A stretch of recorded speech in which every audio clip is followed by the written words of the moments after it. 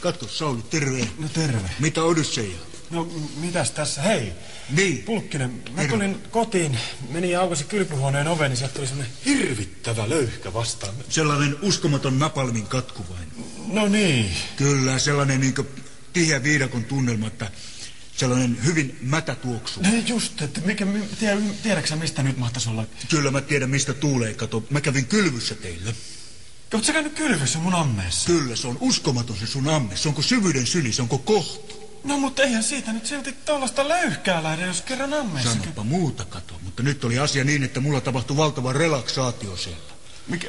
Mä lähdin relaksoitumaan. Täältä alhaalta lähti sellainen lämpöaalto, niin mä tyhjenin täysin sinne ammeeseen. Tyhjenit? Tyhjenin kuule, täysin, kyllä. Ei jumala, onko pakko nyt ymmärtää oikein, että sä oot paskantanut sinne ammeeseen? Kyllä, sä ymmärrät täysin oikein.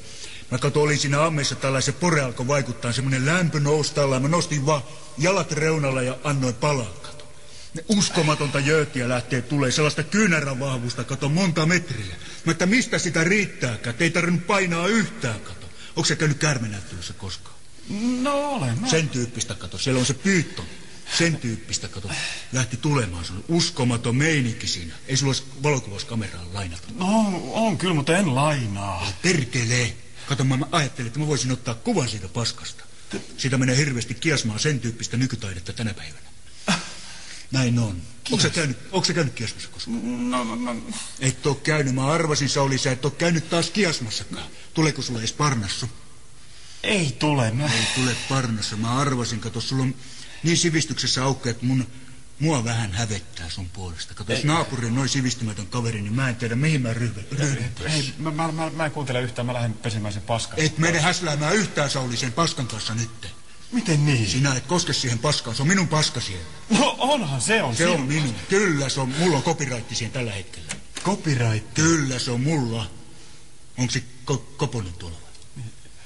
Eikö se on tuo Mäynen saatan, kyttää taas tuolla.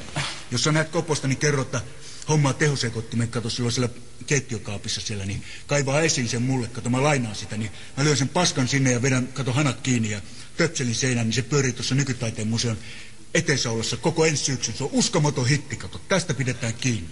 No niin, se on menoksi, se on Anni Lennox. Moi!